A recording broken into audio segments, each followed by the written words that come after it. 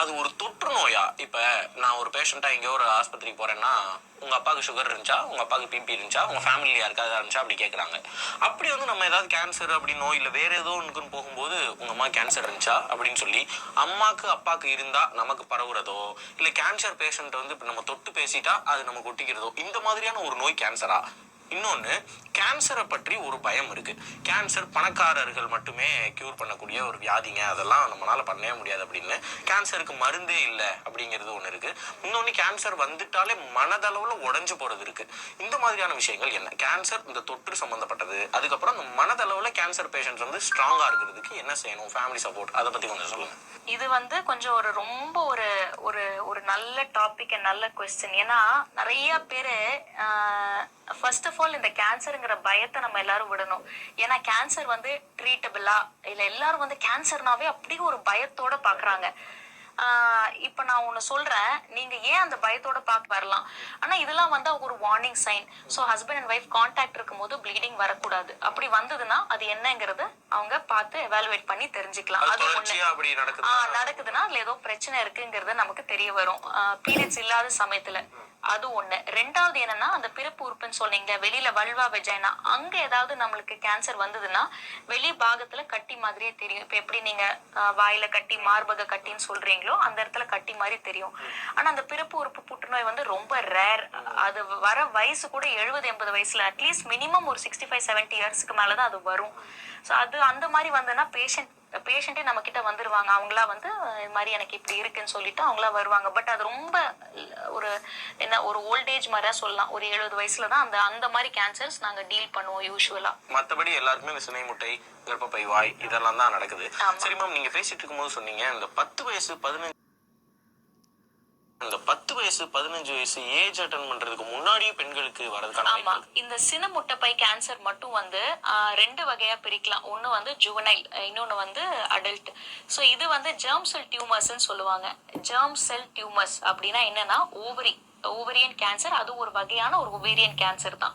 இது வந்து 10 வயசுல 15 வயசுல இது வந்து குழந்தைங்களுக்கும் வரும். இந்த மாதிரி கட்டி இதே மாதிரி நான் சொன்ன சிம்டம்ஸ் தான் பெரும்பாலும் இருக்கும். என்ன மாதிரி சிம்டம்ஸ்னா, சம்டைம்ஸ் வயிறு கொஞ்சம் உப்புன மாதிரி இருக்கும். இல்ல சில பேர் வந்து ஏஜ் அட்டன் பண்ணாம இருப்பாங்க. சில டைம் ஏஜ் அட்டன் பண்ணி ரொம்ப ப்ளீடிங்கா இருக்கும். ஸோ இந்த மாதிரி என்னங்கிறது அந்த வயசுல உடனே பிடிச்சிருவாங்க. ஏன்னா கண்டிப்பா சின்ன குழந்தைக்கு ஏதோ ஒண்ணு இருக்கும் போது உடனே அவங்க டாக்டர் கிட்ட கூட்டு போறது கொஞ்சம் நம்ம யூஸ்வலா பண்றது என்ன, நம்ம ஒரு 40-50 வயசு வரலாம். ஆனா இதெல்லாம் வந்து ஒரு warning sign. So husband and wife contact இருக்கும்போது ப்ளீடிங் வரக்கூடாது. அப்படி வந்ததுன்னா அது என்னங்கிறது அவங்க பார்த்து எவாலுவேட் பண்ணி தெரிஞ்சுக்கலாம். அது ஒண்ணு.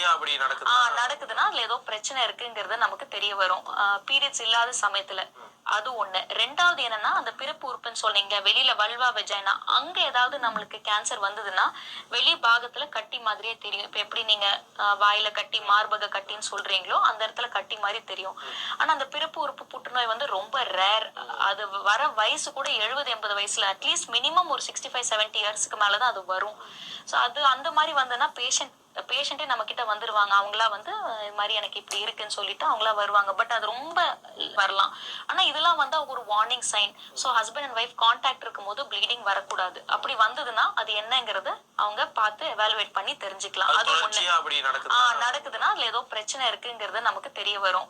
பீரியட்ஸ் இல்லாத சமயத்துல அது ஒண்ணு. ரெண்டாவது என்னன்னா, அந்த பிறப்பு உறுப்புன்னு சொன்னீங்க, வெளியில வல்வா வெஜைனா, அங்க ஏதாவது நம்மளுக்கு கேன்சர் வந்ததுன்னா வெளி பாகத்துல கட்டி மாதிரியே தெரியும். இப்ப எப்படி நீங்க வாயில கட்டி மார்பக கட்டின்னு சொல்றீங்களோ அந்த இடத்துல கட்டி மாதிரி தெரியும்.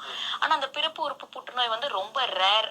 அது வர வயசு கூட 70-80 வயசுல, அட்லீஸ்ட் மினிமம் ஒரு 65-70 இயர்ஸ்க்கு மேலதான் அது வரும். ஸோ அது அந்த மாதிரி வந்ததுன்னா பேஷண்டே நம்ம கிட்ட வந்துருவாங்க. அவங்களா வந்து இது மாதிரி எனக்கு இப்படி இருக்குன்னு சொல்லிட்டு அவங்களா வருவாங்க. பட் அது ரொம்ப வரலாம்.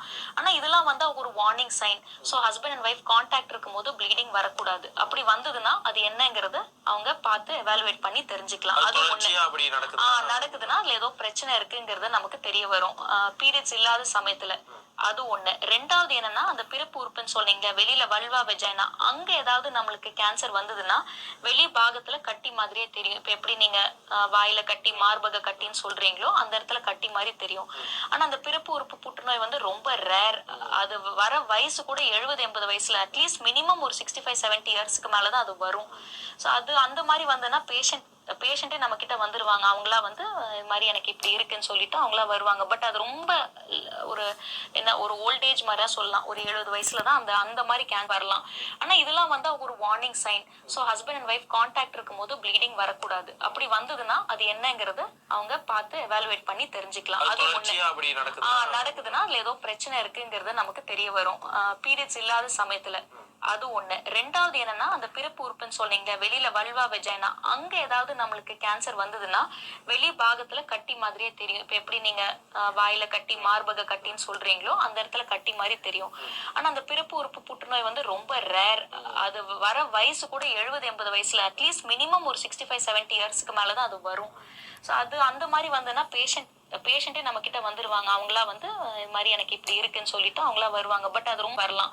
ஆனா இதெல்லாம் வந்து ஒரு warning sign. So husband and wife contact இருக்கும்போது ப்ளீடிங் வரக்கூடாது. அப்படி வந்ததுன்னா அது என்னங்கிறது அவங்க பார்த்து எவாலுவேட் பண்ணி தெரிஞ்சுக்கலாம். அது ஒண்ணு. அப்படி நடக்குதுன்னா அதுல ஏதோ பிரச்சனை இருக்குங்கிறது நமக்கு தெரிய வரும். பீரியட்ஸ் இல்லாத சமயத்துல அது ஒண்ணு. ரெண்டாவது என்னன்னா அந்த பிறப்பு உறுப்புன்னு சொன்னீங்க, வெளியில வல்வா வெஜைனா, அங்க ஏதாவது நம்மளுக்கு கேன்சர் வந்ததுன்னா வெளி பாகத்துல கட்டி மாதிரியே தெரியும். இப்ப எப்படி நீங்க வாயில கட்டி மார்பக கட்டின்னு சொல்றீங்களோ அந்த இடத்துல கட்டி மாதிரி தெரியும். ஆனா அந்த பிறப்பு உறுப்பு புற்றுநோய் வந்து ரொம்ப ரேர். அது வர வயசு கூட 70-80 வயசுல, அட்லீஸ்ட் மினிமம் ஒரு 65-70 இயர்ஸ்க்கு மேலதான் அது வரும். ஸோ அது அந்த மாதிரி வந்ததுன்னா பேஷண்ட்டே நம்ம கிட்ட வந்துருவாங்க. அவங்களா வந்து இது மாதிரி எனக்கு இப்படி இருக்குன்னு சொல்லிட்டு அவங்களா வருவாங்க. பட் அது ரொம்ப வரலாம்.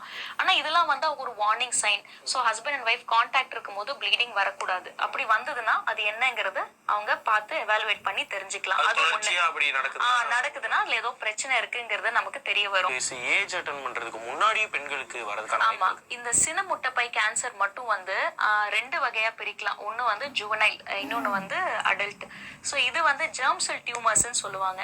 ஜெர்ம் செல் டியூமர்ஸ் அப்படின்னா என்னன்னா ஓவரியன் கேன்சர். அது ஒரு வகையான ஒரு ஒவேரியன் கேன்சர் தான். இது வந்து 10 வயசுல 15 வயசுல இது வந்து குழந்தைங்களுக்கும் வரும். இந்த மாதிரி கட்டி இதே மாதிரி நான் சொன்ன சிம்டம்ஸ் தான் பெரும்பாலும் இருக்கும். என்ன மாதிரி சிம்டம்ஸ்னா, சம்டைம்ஸ் வயிறு கொஞ்சம் உப்புன மாதிரி இருக்கும். இல்ல சில பேர் வந்து ஏஜ் அட்டன் பண்ணாம இருப்பாங்க. சில டைம் ஏஜ் அட்டன் பண்ணி ரொம்ப ப்ளீடிங்கா இருக்கும். ஸோ இந்த மாதிரி என்னங்கிறது அந்த வயசுல உடனே பிடிச்சிருவாங்க. ஏன்னா கண்டிப்பா சின்ன குழந்தைக்கு ஏதோ ஒண்ணு இருக்கும் போது உடனே அவங்க டாக்டர் கிட்ட கூட்டு போறது கொஞ்சம் நம்ம யூஸ்வலா பண்றது என்ன, நம்ம ஒரு 40-50 வயசு வந்துட்ட அப்புறம் தான் எதாவது நம்ம டாக்டர் கிட்ட கொஞ்சம் அசால்ட்டா விட்டுருவோம்னு வச்சுக்கோங்களேன். ஆனா குழந்தைங்கன்னு இருக்கும்போது அப்படி நம்ம யூஸ்வலா விட மாட்டோம். அதனால இந்த ஜெர்ம் செல் டியூமர்ஸை பொறுத்தளவுக்கு, அதாவது இந்த செனமுட்டைப்பை கட்டியை பொறுத்தளவுக்கு ஏதாவது சிம்டம்ஸ் இருந்தா யூஸ்வலா நம்ம ஆரம்ப காலத்திலேயே நாங்க டிடெக்ட் பண்ணிக்கிறோம். அதாவது ஃபர்ஸ்ட் ஸ்டேஜ், மொத்த கேன்சர்ல 4 ஸ்டேஜ் இருக்குன்னா ஆரம்ப நிலை முதல் ஸ்டேஜ்லயே நாங்க யூஸ்வலா பேஷண்ட்ஸ் வந்து மக்கள் எங்க கிட்ட கூட்டிட்டு வந்துருவாங்க, ரெஃபர் பண்ணுவாங்க.